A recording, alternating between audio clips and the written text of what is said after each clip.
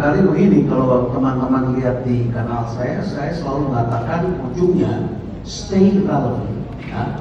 Yang paling penting itu adalah agar kita selalu relevan pada setiap zaman. Apalagi ini zaman disrupsi, berubah terus.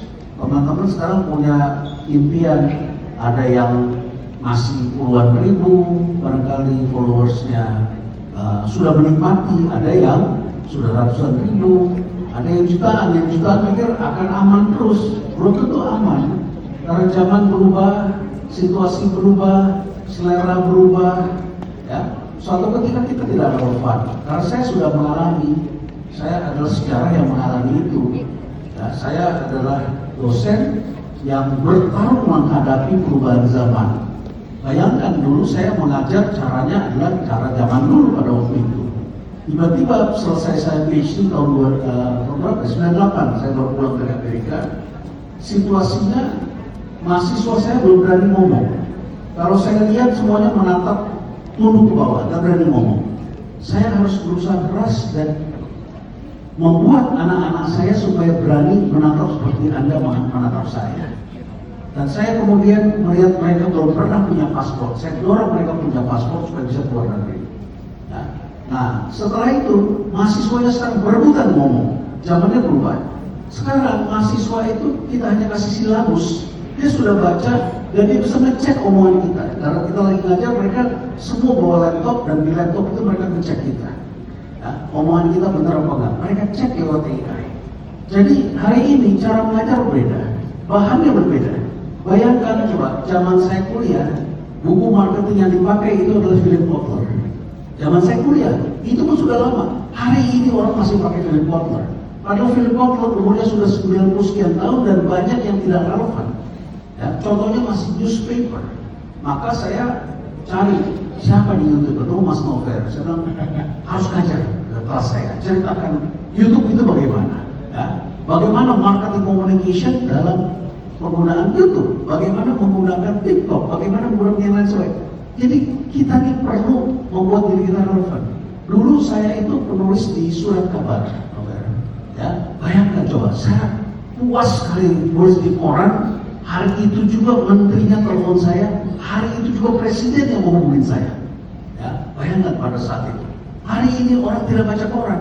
Keahlian saya menulis di koran itu sekarang harus saya robah dengan muncul di YouTube, kayak gitu. Jadi kita mau buat impact gitu, Novel. Nah, kalau Anda nggak buat itu jadi relevan, hidup itu nggak relevan, hampir semua hari ini kalian bisa lihat expert yang senior itu nggak punya tempat di masyarakat. Ada orang-orang yang tua-tua yang ilmunya karena nggak ngerti pakai YouTube ya? Karena nggak ngerti pakai YouTube begitu, ya. Sehingga kemudian muncul dokter selebritis kan hari ini kan, dokter selebritis yang sambil jual ini itu dan sebagainya. Karena dokter yang senior nggak berani, saya pun nggak berani, Novel. Ketika saya mau masuk YouTube, anak-anak saya semua bilang, masa ayah jadi YouTuber? Gitu. Pasti pikirannya kan anak kecil saat itu gitu, ya, anak muda. Tapi hari ini setelah saya masuk, teman-teman saya, dosen-dosen semua pengen ngikutin saya, pengen muncul di podcast saya. Jadi kita ini akhirnya juga menimbulkan impact gitu pada yang lain. Kira-kira begitu sebagai Allah. Iya. Yang Prof, saya mau nanya, waktu Profesor buat YouTube itu kepikiran nggak? Oh, saya YouTube-nya bakal terkenal atau dan waktu udah terkenal gimana perasaannya? Senang atau kaget atau gimana? Terima kasih. Ya tentu terkejut karena kadang-kadang topik yang kita anggap nggak penting itu malah meledak. Yang menurut pada saat itu saya viewersnya masih berapa ratus ribu, 200 ribu, 200 ribu kalau nggak salah. Tiba-tiba penonton saya 3 juta orang, ya. Yang temanya masih ingat barangkali teman-teman, flexing. Flexing itu pertama kali saya yang angkat itu, tema flexing itu, ya. Dan saya menjerumuskan itu yang namanya Indra Kents sama Dodi Salmanan itu ke penjara, saya jerumuskan di situ.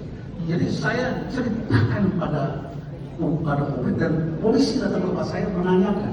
Saya bilang itu sudah pasti penipuan, saya bilang. Jadi orang kaya dengan orang yang ingin menunjukkan dirinya kaya, dua hal yang berbeda. Dan itu digunakan untuk memancing orang bahwa seakan-akan dia bisa dapat kekayaan. Pasti ini bohong, saya bilang. Trading itu pengertiannya nggak begitu, saya jelaskan. Dan itu flexing. Nah, sejak saat itu satu persatu itu kena itu begitu ya. Nggak semua ya. Kebuka semua begitu. Tapi saya nggak nyangka yang nonton 3 juta orang pada saat itu. Kaget lah pasti ya. Tapi apakah saya kemudian jadi jumawa? Saya ini sudah jadi penulis di Harian Kompas selama lebih dari 20 tahun begitu. Dan tulisan saya sudah ditaruh di Harian Kompas itu di zaman Kompas Jaya. Itu di halaman depan. Ya, tulisan saya yang di Kompas itu. Saya moderator diskusi panel ahli ekonominya Kompas. Dulu kalau udah masuk Kompas itu mayoritas orang itu baca. Jadi orang tahu kita. Saya sudah punya program TV sejak zaman 98 waktu saya baru pulang tahun 2000 itu saya bikin program TV. Co-host saya saat itu orang yang belum dikenal, namanya Fanny Rose.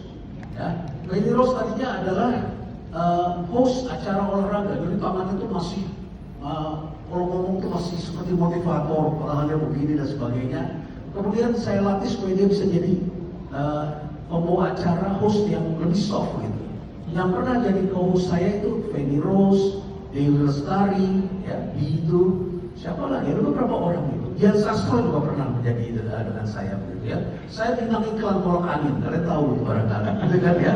Dan dulu saya dengan Sofia Lacuba itu tahun berapa sih? 2000 itu saya dengan Sofia Lacuba ya. Sekarang aja masih cantik dia, ya kan? Dulu apa lagi begitu. Jadi saya 25 tahun dengan kolak angin begitu. Jadi saya tidak merasa sebagai orang baru begitu ya.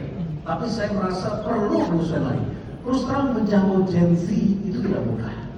Ya, mungkin sebagian kalian juga saya nggak kenal saya. Ya, yang mudah-mudahan Pada bilangnya tahu bro. saya nggak ngerti juga kalau bisa kenal sama saya gitu ya kan. Nah, kebanyakan Gen Z tidak kenal saya. Ya, karena ini bagaimana kita. Nah, kenapa saya masuk sampai ke YouTube tadi yang saya berceritakan adalah karena gini. Kalau nggak saya nggak relevan, kalau nggak saya hilang. Kalau dulu saya nulis di Kompas, saya langsung ditelepon oleh orang-orang.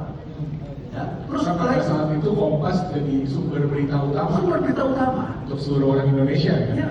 Setelah itu saya pindah ke kompas.com karena saya bisa baca lihat, oh ya nonton 500.000 hari ini. Saya bisa lihat ada angkanya waktu itu. Tapi setelah itu gak ada lagi orang yang komentar yang ini. Lama-lama saya bilang hilang nih gua. Ya.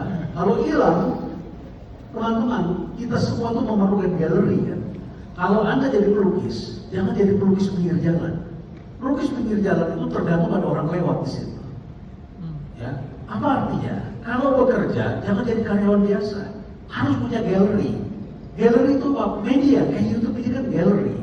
Prinsip galeri. Kalau lukisan seseorang pelukis kaki lima seperti almarhum Afandi dulu dia pikul. Di Ubud itu bawa pikulan lukisan.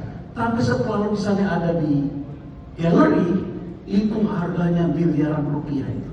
Ya, dibicarakan orang, ada kuratornya dan sebagainya. Inilah yang kalian bangun, kalian bikin galeri. Kalau kalian sudah jadi dokter yang ada di galeri, guru yang di galeri, harga kalian beda, value kalian beda, pengaruh kalian beda, power kalian akan beda. Ya, happiness kalian akan lain. Karena apa? Karena ini bisa menimbulkan impact. Gitu.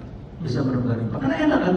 Ya, impactnya dapat, happinessnya dapat, komentar orang kita dapat, tapi rezeki juga dapat begitu. Kan bagus itu satu kesatuan, ya.